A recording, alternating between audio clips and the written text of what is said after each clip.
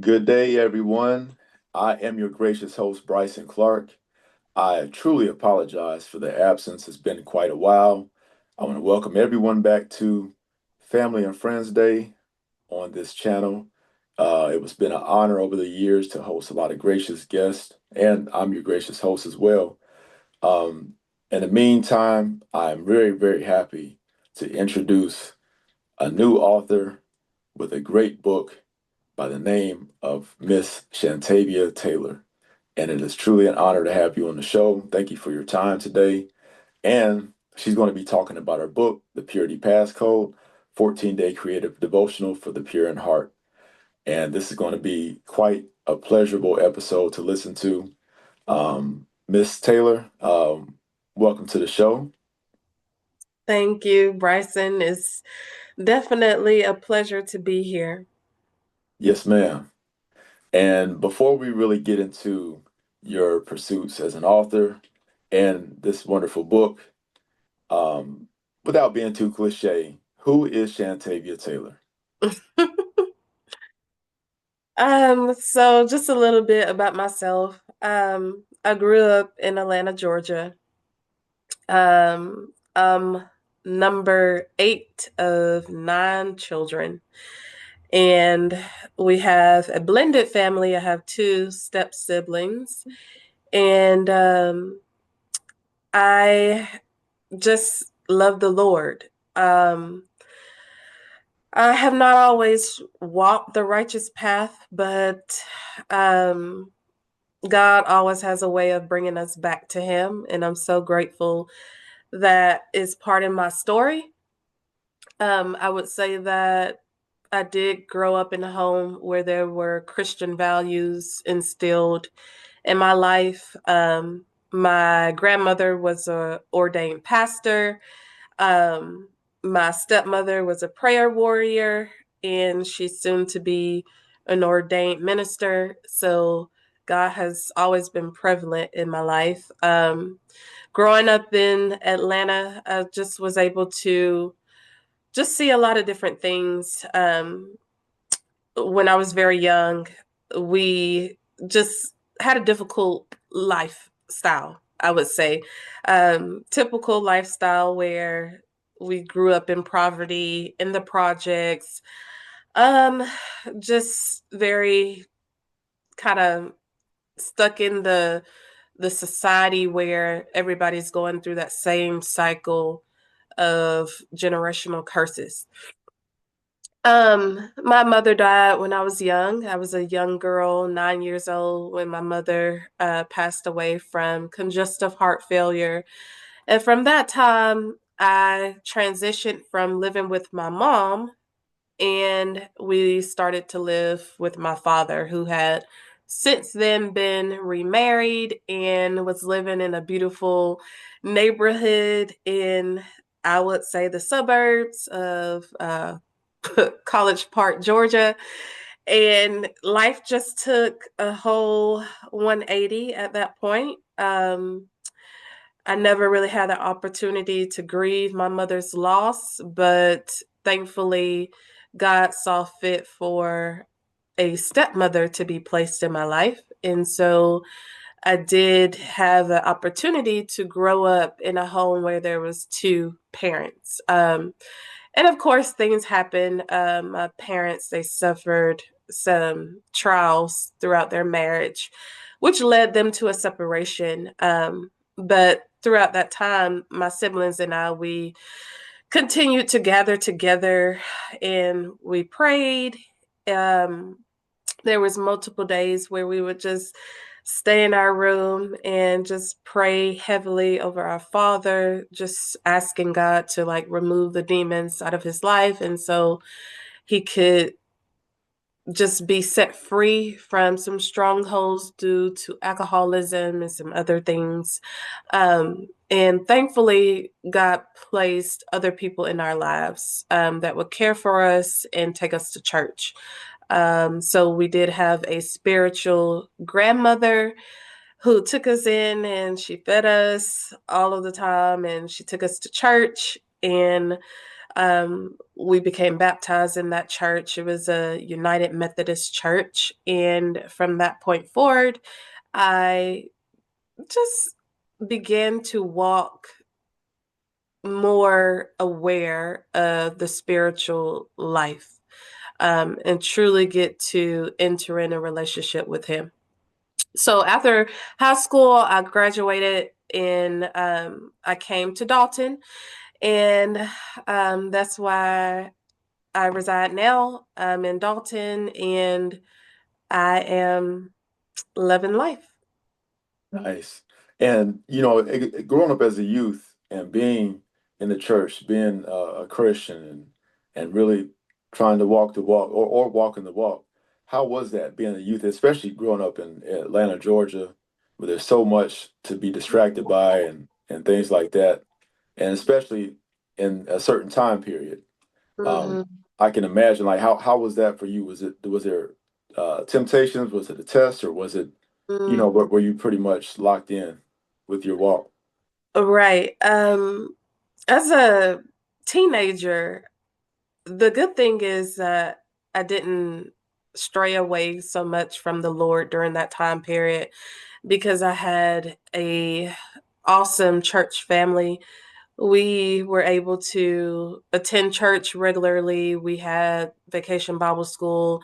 We were there on Wednesday nights. So that really helped stay rooted in church. But outside of that, moving into a from the teenagehood into a young adult, going to college, that definitely opened my eyes up to, okay, now I'm an adult. Now I have decisions to make on my own. Now is the real test about, okay, are you going to follow your faith or the things of the world? Yeah.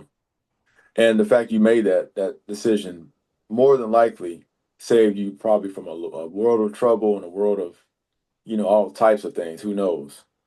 Yes, because as we know, college comes with its own temptations. I mean, there's so many different things that people can get lured into. But the main thing that was very stable while I was going throughout my college experience was that at Dalton State, there was a Baptist collegiate ministry. So they would host like worship nights and they would take us to church and get us connected with Rockbridge. And we also had an opportunity inside of the campus dorms to attend a small group. So that's just like a group of ladies that would get together that would study the word. So I did have those meaningful connections with other believers, and without that, I think it would have been a little bit harder to adjust to um, just a different stage of my life and um, finding that direction and focus. So I'm very thankful that God just put the right people in my path, honestly, and that those resources were there. Yeah. And for those who don't know, for our listeners, Dalton State is in Dalton, Georgia, the Mm, carpet capital of the world. Happens to be my hometown, and Chantavia's adopted hometown. At this point, we claim her as a Daltonian. At this point, uh, yeah. Rockbridge is quite the institution. It's been around for quite a while.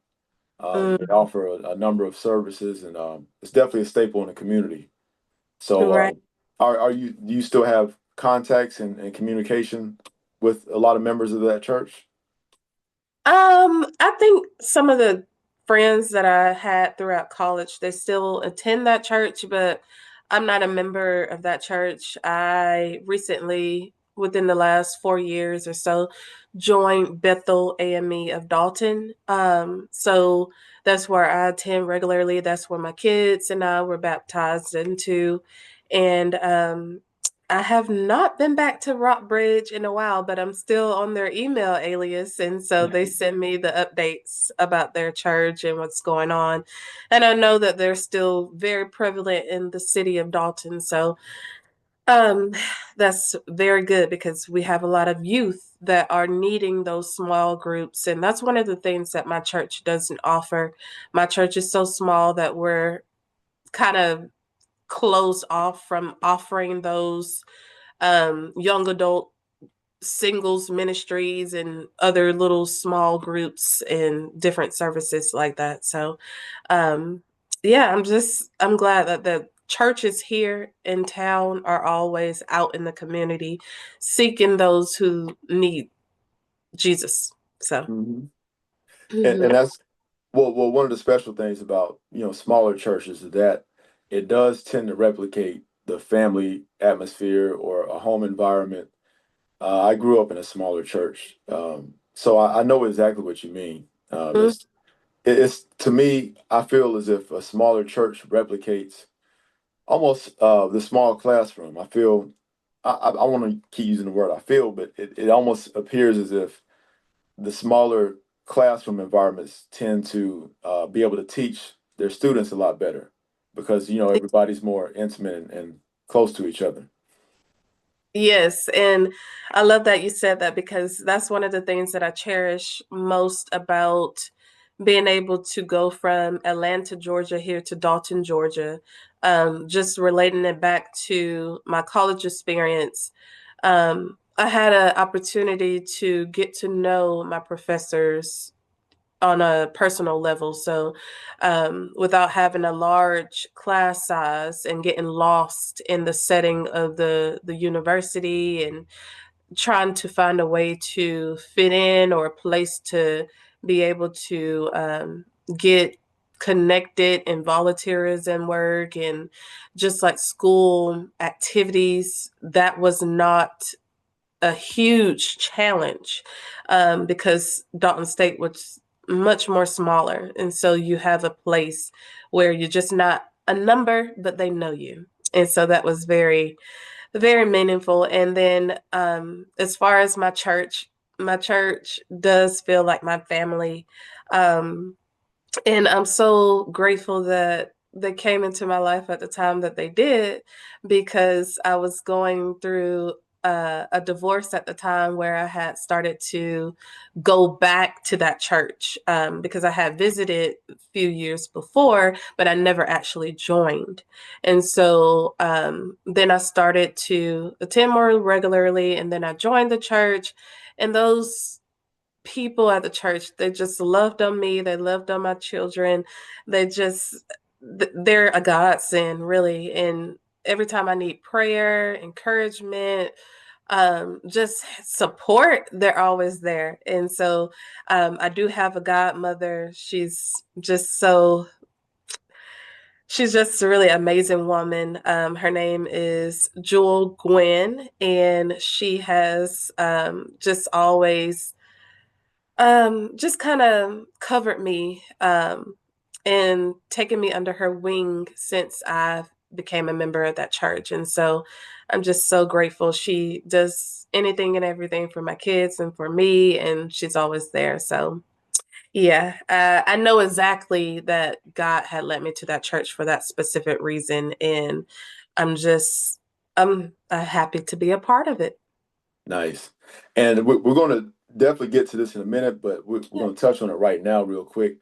What at that point when you did first join Bethel or Rockbridge, for that matter, was there any point in time that you had those seeds of wanting to become an author or wanting to become a writer, or was that something that happened much later on? Well, let me take it back a step because throughout my teenage years, I would write a lot. Of course, I felt like the writing that I was doing in that time period was an outlet to some of the things that were going on in my life, like the loss of my mother and the separation of my stepmother and my father, and just having to pick up and move. So many things were going on. So I used writing as an outlet. So I would write a number of different things in my journal. I would write poetry, and I just always kept writing. And I really enjoyed the subject of English throughout middle school, high school, even college, up into now. I love to write. But I never really thought that I would publish anything from those bodies of work that I was producing. I just kept it moving. I would write and just keep it moving.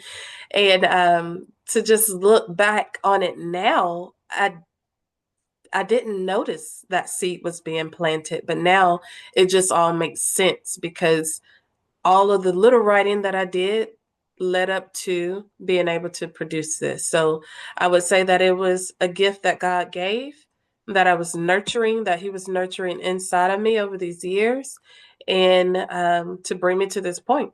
So I that's, love it. yeah, God's And glory.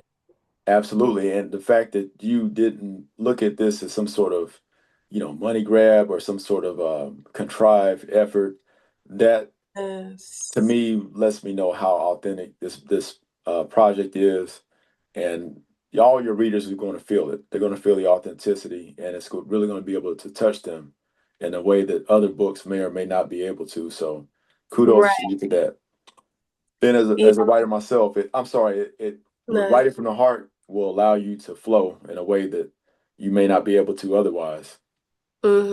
Yes. And I think that's really where the passion comes out of it. If you're doing it because you love it, not just because you want to make a profit out of it, um, that's where it really comes into play. Because when I produced this book, when God laid it on my heart that this was the action that He wanted me to take, I never really thought like, oh, I'm going to do this type of marketing or I need to do this, or God didn't really like give me those steps. He just told me to produce it because at that point in my life, I had I was walking out of a dark stage. Like I was in darkness for a time period and I had to find my way back to the Lord. And throughout just going on a journey with him over the last 4 years, he would give me these things. I would just seek him throughout the word and I would start writing and then I look back and he's like, these are devotionals that you have created that I have given to you and I want you to share this experience with someone else. So that's really the main focal point, that someone is able to find some healing, some hope, some love, some joy inside of this devotional. Yes, and I know they will. I know they will. And this is why I believe God puts us through experiences so that we can be able to help somebody else.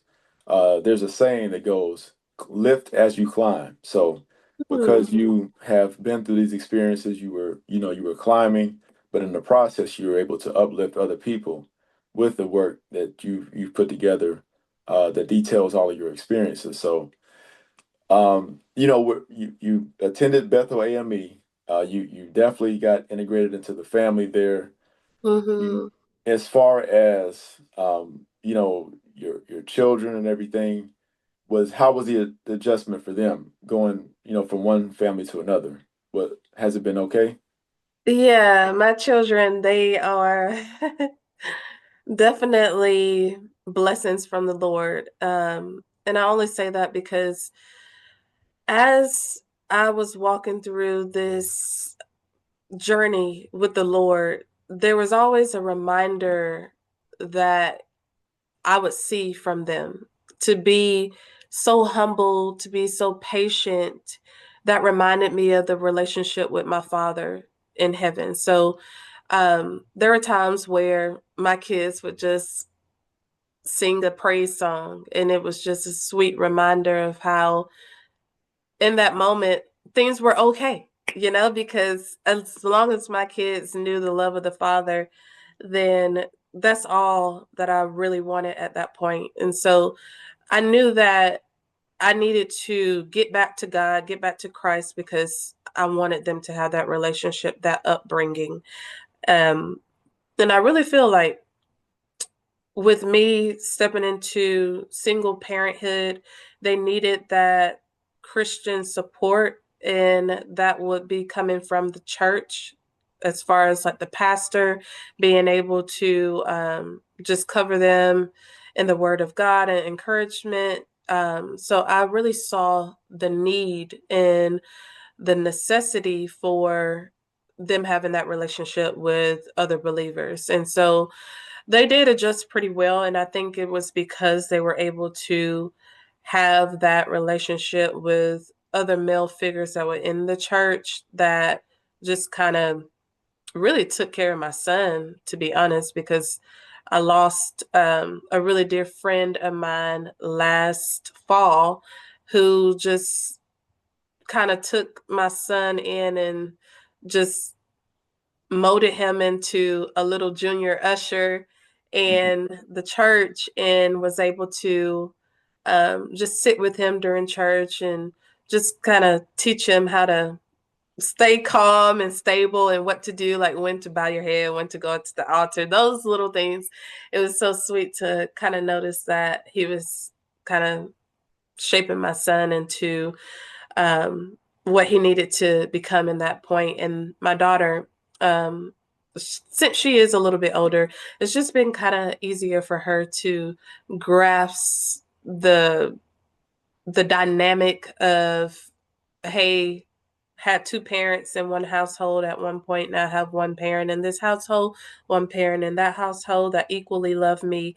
And we go to church with mom on Sundays, and God, dad does his own thing as far as church on his side. But the most important thing is that God is the center of their lives. And so, um, we never want them, as we're co-parenting, we never want them to lose their faith. So we're very equally rooted on making sure that they know who God is. They know that they can always turn to Him in prayer, and that He is always working things out for their good. So as long as we are keeping them inside of church, helping them nurturing their relationship with God, devotionals, praying, they're going to be just fine.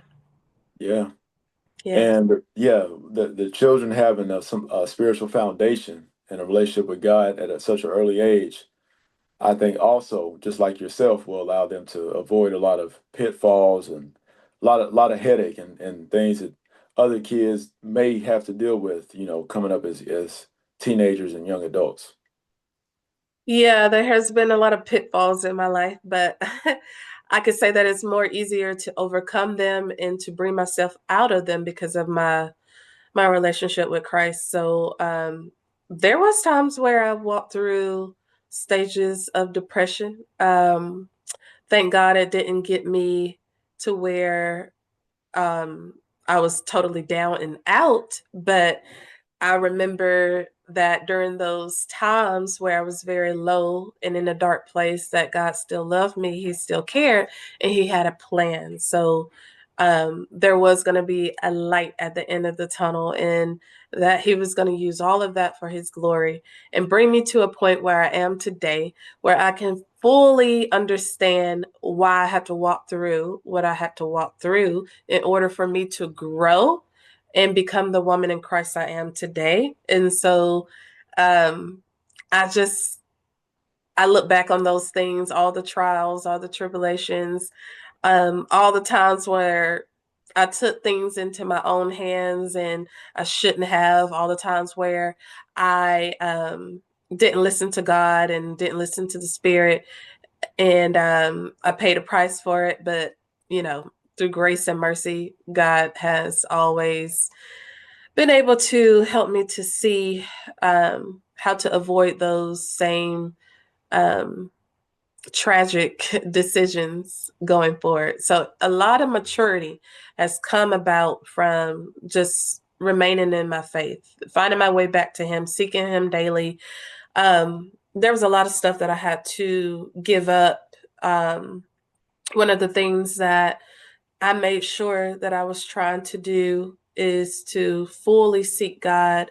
So I gave up like secular music, and I just noticed that, like, oh, when I'm listening to this music, it's making me feel this type of way and it's making me have these types of thoughts. And that's the main thing that I wanted to bring to this book, is that we need to make sure that we do whatever we can possible to live out a pure and healthy and holy and righteous life. So if that means that you have to turn the TV off when certain things come on the TV, or not listen to certain types of music genres, or like last night I was looking at a movie and I started it and it was just too much profanity, and I was like, okay, this looks like a good movie, but I'm gonna have to just turn it off. So I couldn't even make it through 10 minutes of that movie, and the spirit just said, just turn it off.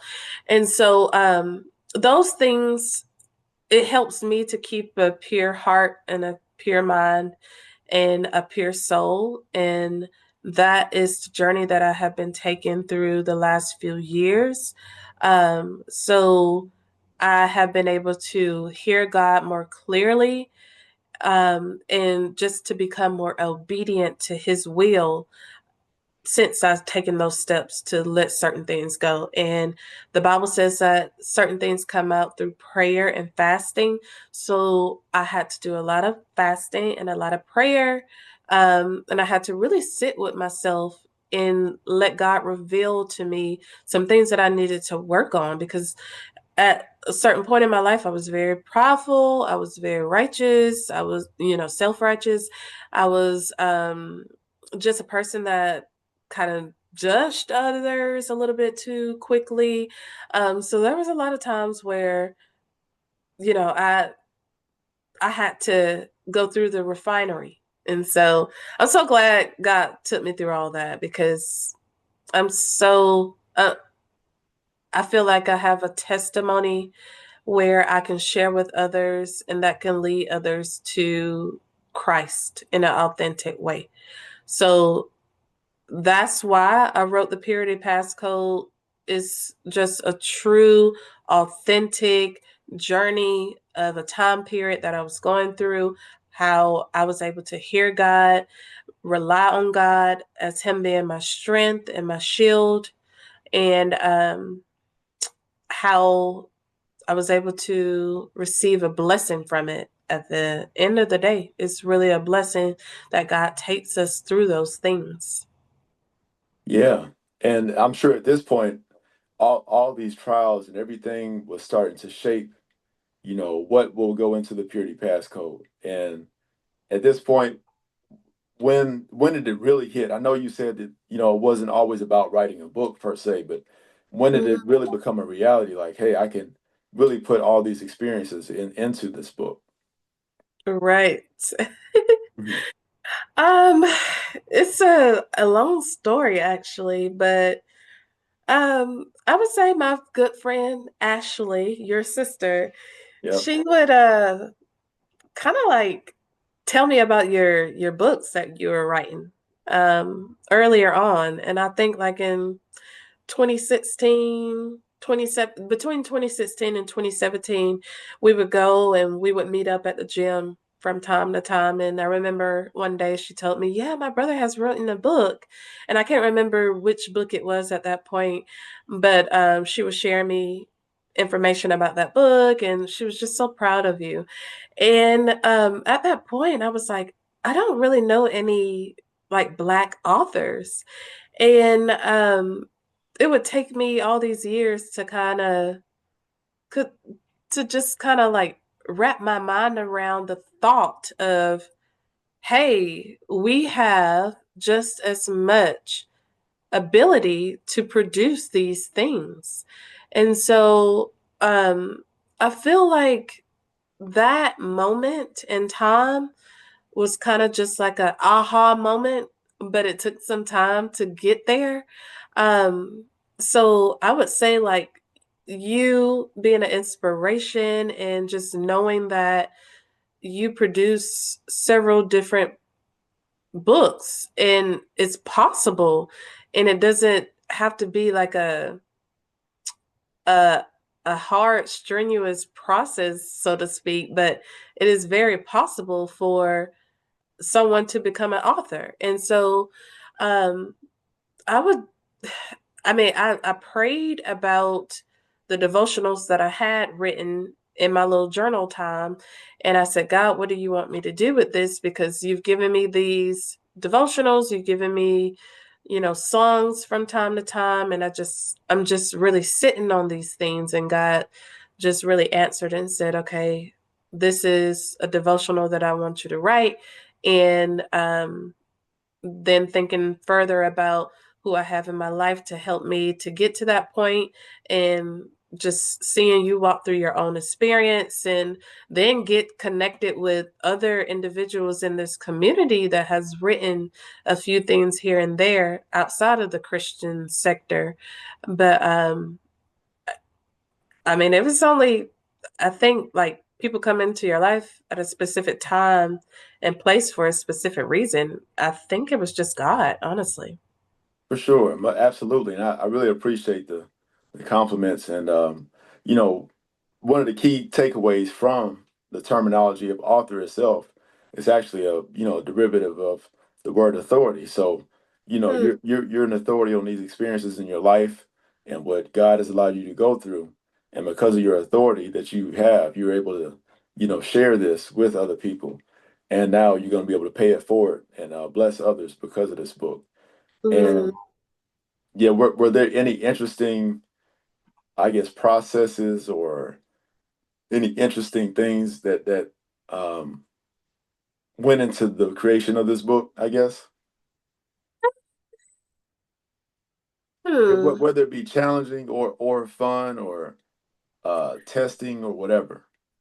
Well, um, I would say, um, what is that? When you, well, I found it interesting that there was Fiverr. When you told me about Fiverr, I just was blown away, honestly, because throughout Fiverr, I was able to get with the editor, and she did a phenomenal job with the project, and I'm just so grateful that I was able to get connected with her, because there was a lot of different things that we went back and forth on. And of course, me not being able to have this experience done before, I really wasn't well versed in it. So she was able to take what I had given her, all of my little tidbits, and she put it all together in a nice wrapped package. And I think that she really delivered on what I asked her to do. So the editor was really great from Fiverr, and just being able to just know that that's a resource out there, because it was the little process between Fiverr and then self-publishing through Amazon. I didn't even know that was possible. I mean, just learning about the process was really exciting to me. So yeah, and then working on the cover. So I worked on the cover. I designed it myself through Canva, and I just really wanted it to be something kind of simple, something kind of focused on the beauty of God. And I was able to kind of just play around with certain things, sit with it for a while. And yeah, I just enjoyed those moments, those little moments where, I don't know, where I would just kind of be able to be so creative and not have it not have it like critiqued by so many people, because or like changed or modified by so many people. Like it was my work, it was something that I wanted to do, something I wanted to create. So I think it was just being able to have a creative outlet and let it run wild. Yeah. And not only those platforms, but now with, AI and play, there's so many Mm, different options to create your book. There's different platforms like Book Baby and oh mm, God, I don't even know where to begin. It's so many now. And mm, not to mention the traditional route. I mean, there's no excuse to be an author in 2025. There's mm. none. And Right. me personally, I don't feel like I did anything special. And I believe like you could take what you started from what you learned from me and just take it to a whole new level. And that's really what I want you to do anyway. And I really believe that you really have a very prolific career as a writer and as an author as well. But so yeah, the sky's the limit. Right, yes. And I have been praying to God to kind of reveal to me the next project He wants me to work on. And I really do enjoy writing prayers. So I do eventually want a prayer book.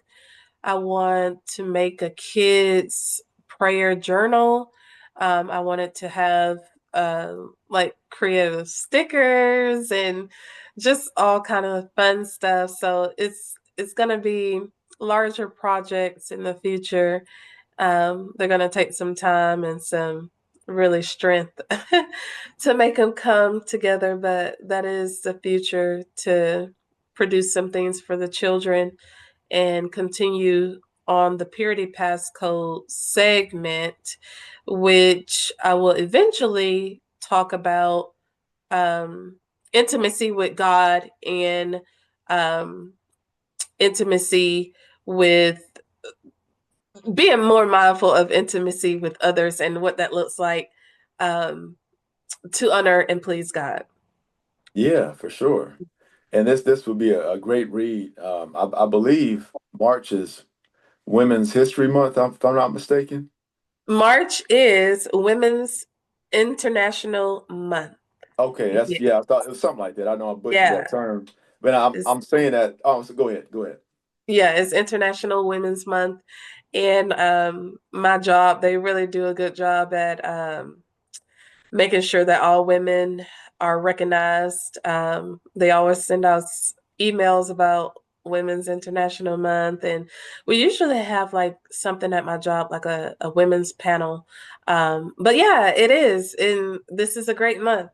Absolutely, it's a great month, and it's also a great month to promote the Purity Passcode. And if y'all don't have it, I'm a grown man. I have a copy right here, so I hope everybody. Well, it's blurry right now, but yeah, Yeah, well, I'll definitely be able to post a link, and we'll post a picture of it. But yeah, everybody should have their own copy of the Purity that's right. Passcode to That's celebrate right.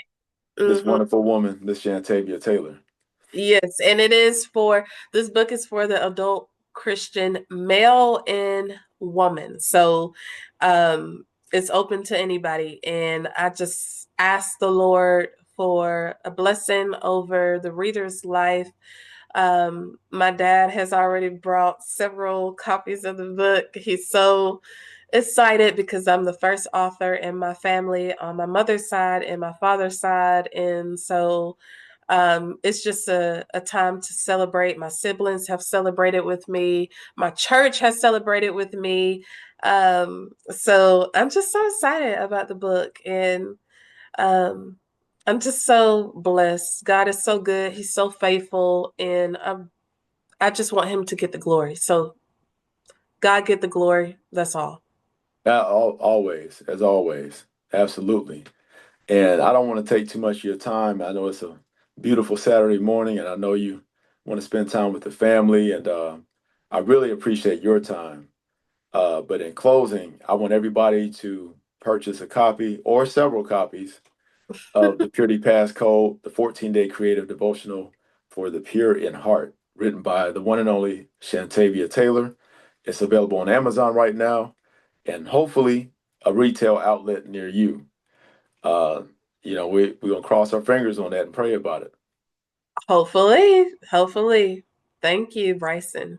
Yes, ma'am. And what I'm gonna do for the watchers, the viewers, I'm going to be posting a link to this book so everybody can go buy their copy. And do you have any parting words to say before we get out of here? Yes, thank you. I also want to mention that sometime during this year, I will be starting a podcast. It would be called the Purity Passcode Podcast. And basically, what I want to do is I want to be able to offer devotionals and prayers through that podcast, have some meaningful conversations eventually on that podcast with other guests related to just their testimonies and the maybe the encouragement for others to walk a pure and holy life. And that doesn't mean a perfect life because I'm not perfect, but we're striving to be more like Him. So, being able to seek God earnestly and be able to make changes in our life and be more self aware of the things that we say, the things that we do, and the things that we partake in for our soul to be healthy and healed and whole. So that is what I want to offer to the viewers and to your guest is an invitation to join me on the Purity podcast, and I'll send you that information when I get it up and running. Right now it's just in the works. I'm still working in the ins and outs of everything, and we will go from there. All right. I'm looking forward to it, and I'm sure everybody else is as well. And Chantavia, thank you so much. It's been a pleasure. It's been wonderful talking about this project as well as your walk with God. And I'm definitely going to continue to pray for you and your family, and that this walk will be just a fun one for sure.